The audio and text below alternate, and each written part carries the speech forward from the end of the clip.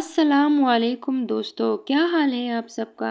उम्मीद करती हूँ कि आप सब खैर खैरियत से होंगे। आज मैं आपके साथ शेयर कर रही हूँ ये मज़ेदार शोरबा, इसे आप यखनी भी कह सकते हैं। तो ये एक बहुत ही ज़बरदस्त रेसिपी है, देसी स्टाइल का मटन शोरबा। ऐसा शोरबा जो सर्दियों की सर्द हवा में दिल को गर्म कर दे। तो चलिए बिस्मिल्लाह करते हैं। सबसे पहले मैंने लिया आधा पाव मटन का गोश्त। गोश्त को अच्छी तरह धोकर एक तरफ रख दिया। अब एक बड़े बर्तन में 2 बड़े प्याज डाले और इन्हें सुनहरी होने तक फ्राई किया।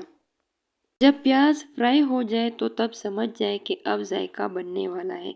अब इसमें मैंने 2 बड़े टमाटर इसमें डाले और इसमें थोड़ा सा पानी ताकि वो अच्छी तरह गल जाए। फिर इसमें मैंने शामिल किया लहसुन अदरक का पेस्ट और यहाँ एक टिप, अगर आप चाहें तो 1 चम्मच देसी घी डालें, खुशबू लाजवाब हो जाएगी।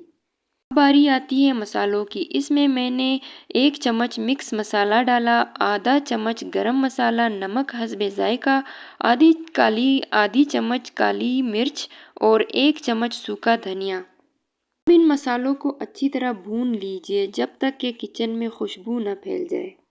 साथ ही इसमें मटन का गोश्त भी शामिल करके इसको अच्छी तरह भून लीजिए और इसको ढक के रख दीजिए। ये देखिए दोस्तों, इसका मसाला कितना अच्छा भुन चुका है। दोस्तों, इसका मसाला भुनने के बाद इसमें तकरीबन 8 गिलास पानी मैंने डाला और इसमें हरा धनिया भी मैंने शामिल कर दिया और इसको तकरीबन कुकर को बंद करने के बाद तकरीबन 20 से 25 मिनट तक आपने इसको पकाना है ताकि इसका गोश्त अच्छी तरह गल जाए। ये देखिए दोस्तों, इसमें मैंने पानी डाल दिया है। अभी इसको मैं ढक दूंगी। ये देखिए दोस्तों, मैंने इसको ढक दिया है और 20 मिनट के लिए मैं इसको पकाऊंगी।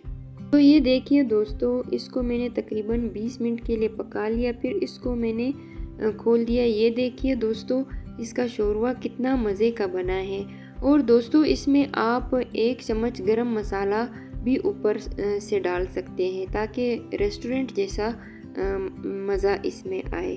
ये देखिए दोस्तों, कितना अच्छा बना है। शोरबे की खुशबू पूरे घर में फैल जाएगी और आपको बस इंतज़ार होगा आखिरी लम्हे का।